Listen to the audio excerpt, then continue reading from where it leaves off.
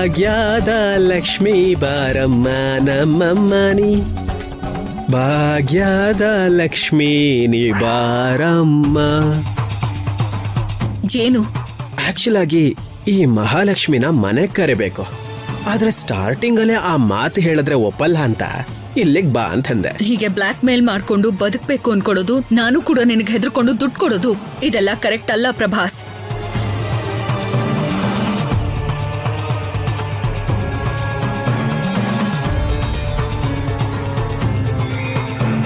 ಅಮ್ಮ ತಾಯಿ, ನಾನು ಆಸ್ತಿಗೋಸ್ಕರ ಯಾವತ್ತೂ ಅತ್ತವಳಲ್ಲ. ಆದ್ರೆ ಆ ಆದ್ಯನಿಂದ ಅಳ್ದೇ ಇರೋ ದಿನನೇ ಇಲ್ಲ. ಪ್ರತಿದಿನ ಅವಳನ್ನ ನೋಡ್ಕೊಂಡು ಆ ಮನೇಲಿರೋಕ್ಕಾಗ್ತಿಲ್ಲ.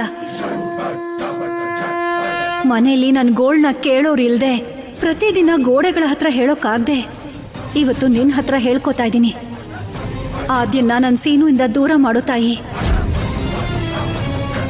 ಎಷ್ಟು ಹೇಳಿದ್ರು ನೀನ್ ಕೇಳ್ದೆ ಇರೋದಕ್ಕೆ ದುಡ್ಡು ತಗೊಂಡ್ ಬಂದಿದ್ದೀನಿ. Thank you so much.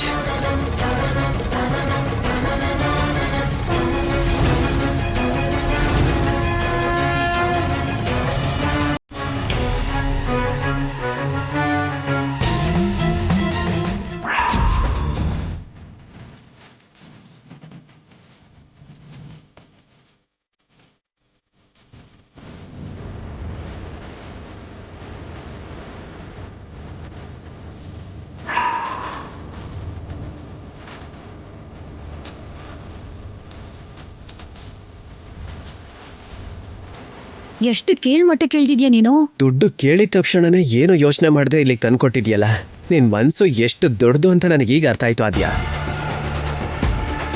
ನಮ್ಮನೇಲಿ ಯಾರಿಗೂ ಗೊತ್ತಿಲ್ದೇನೆ ಈ ದುಡ್ಡನ್ನ ತಂದಿದ್ದೀನಿ. ನಾನು ಹೇಳ್ದಾಗ ಮಾಡಿದ್ಯಾ ಅಲ್ವಾ, ಇನ್ಮೇಲಿಂದ ನಿನಗೆ ಯಾವ ಪ್ರಾಬ್ಲಮ್ ಇರಲ್ಲ. ಯಾರಾದ್ರೂ ನೋಡ್ಬಿಡ್ತಾರೆ, ನೀನ್ ಹೊರಡು.